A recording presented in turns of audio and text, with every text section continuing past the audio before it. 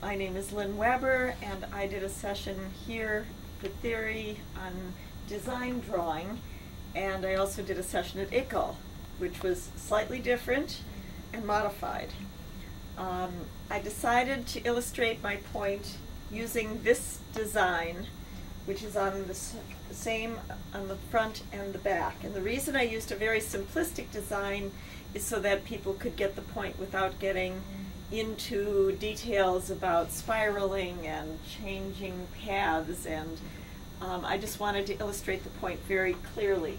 So I've used this as the example, and I wrote a number of examples out. In example A, we have the left arm and the right arm. In the design, the left arm has a surface that's on the right side. So it's as if the surface were over here to the body. And the right arm has a surface that's as if it's on that side. So the design is like this, and in each case it goes in that direction. So you hold this, okay, and it goes like this. And I'll show you, and that's the example A.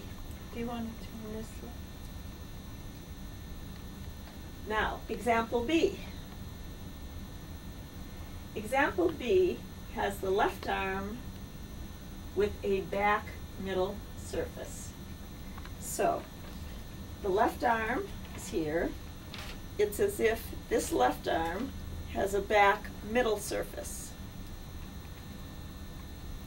And the right arm has a forward middle surface. So this is my R right arm.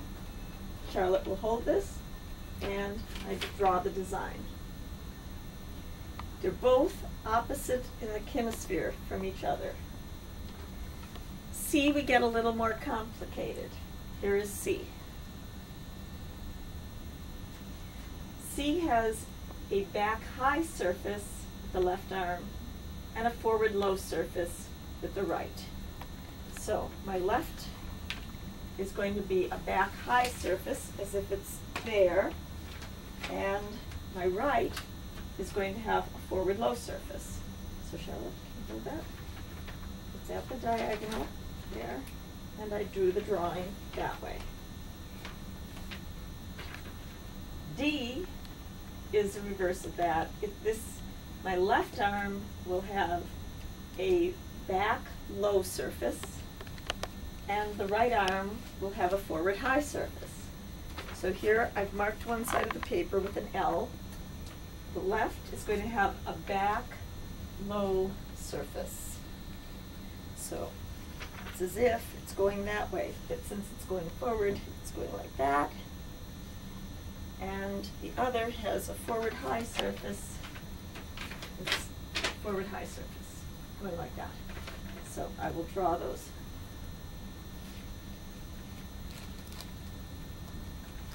Oops, excuse me. I did it wrong. This is like that. Okay.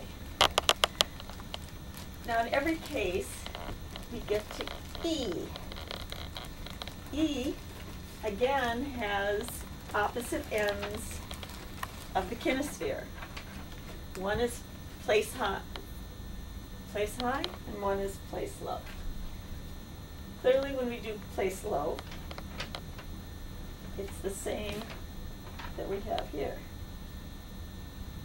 But when you move this up, it's not going to be like this. You move it up, and it moves around like that. So you can't, when you do this, in order to do this same movement like that, you have to have the right arm, which is placed low, and you move it up here, and you will do this, and you write it like that, which I found myself to be jarring, and students of mine and even experienced notators, when they read, and a number of people at Aberkaln also read that, one going forward, one going back.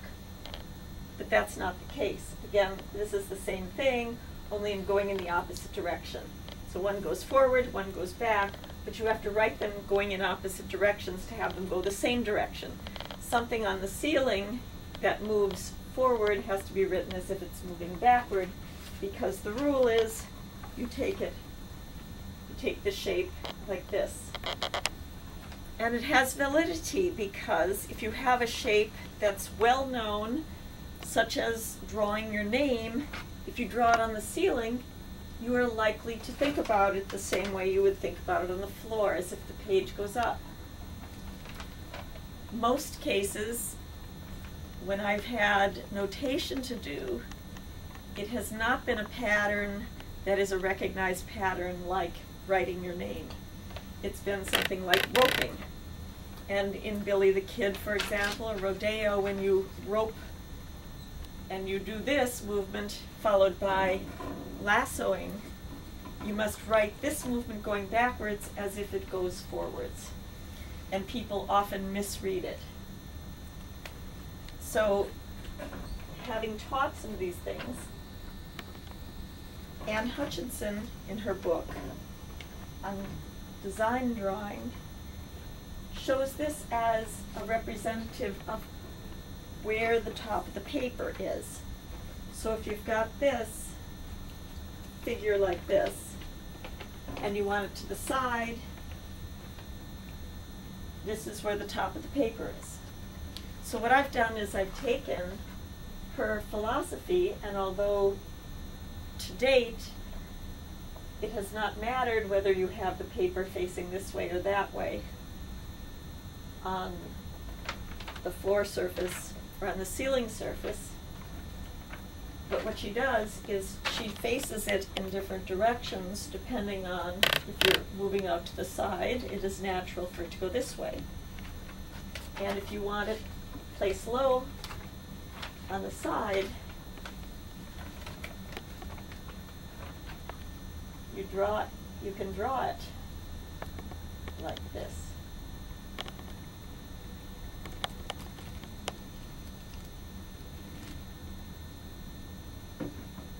What I've begun doing is using the same symbols for the top of the page when you also for the place low and for the ceiling. So this didn't used to be the case, but I began showing you, for example, moving the page here, moving it up the back, and this way you can write something going forwards in the same way that you wrote things here and there on opposite ends of the kinesphere, but moving in the direction that is visual and graphic. E prime and F prime illustrate that.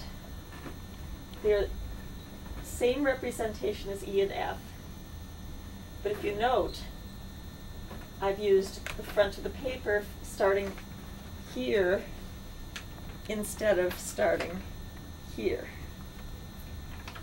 for the ceiling. And in so doing, it allows you to write this symbols the proper direction. So these things weren't in Hutchinson text. But this is something that I use, and I can see how it could be used also